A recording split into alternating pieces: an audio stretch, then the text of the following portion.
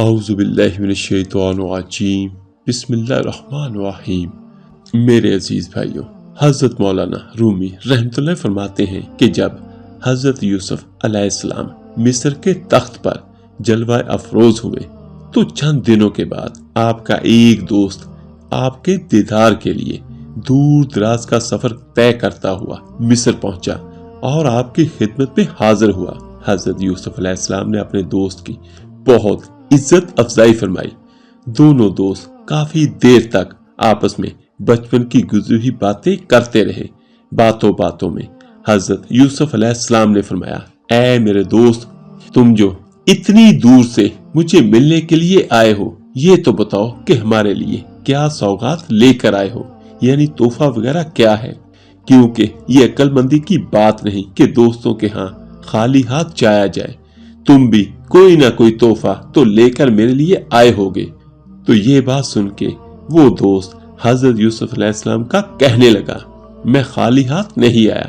جب میں آپ کے پاس آنے کا ارادہ کیا تو میں نے آپ کے لیے بہت سے تحفے ڈھونڈے، مگر کوئی بھی تحفہ میری نگاہ میں نہ جچا جو کہ آپ کی شان کے لائق ہوتا۔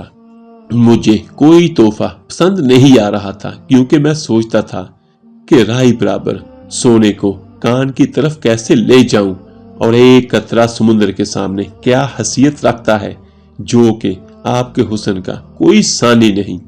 اس لیے میں نے بہت سوچنے کے بعد یہ مناسب سمجھا کہ ایک آئینہ آپ کو پیش کروں تاکہ آپ اپنا خوبصورت چہرہ مبارک اس میں دیکھیں تو مجھے یاد کر لیا کریں۔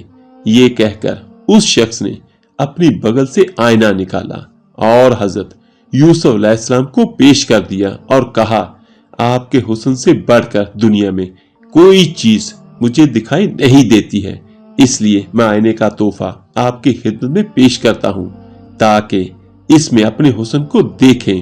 حضرت یوسف علیہ السلام نے اس کے تحفے کو خوشی کے ساتھ قبول فرما لیا۔ شیخ سعدی رحمۃ اللہ علیہ اس حکایت میں یہ نصیحت فرما رہے ہیں کہ مومن کو قیامت کے روز اللہ تعالیٰ کی بارگاہ اقدس میں پیش ہونے کے لیے اپنے نیک مال کا زیادہ سے زیادہ ذخیرہ اکٹھا کرنا چاہیے تاکہ اس روز کی ملاقات کے وقت شرمندگی نہ اٹھانی پڑے۔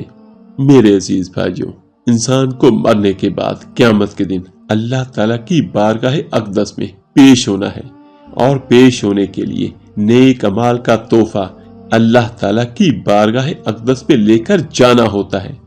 نیک اعمال ہیں کہ قیامت کے روز مسلمانوں کی شخصیت کا آئینہ ہوں گے، اس لیے زیادہ سے زیادہ نیک اعمال کا ذخیرہ اکٹھا کرنا چاہیے تاکہ اللہ پاک سے روز قیامت ملاقات کے وقت شرمندگی نہ اٹھانی پڑے اور رسوائی نہ ہو اور ہم ذلیل ہونے سے بچ جائیں۔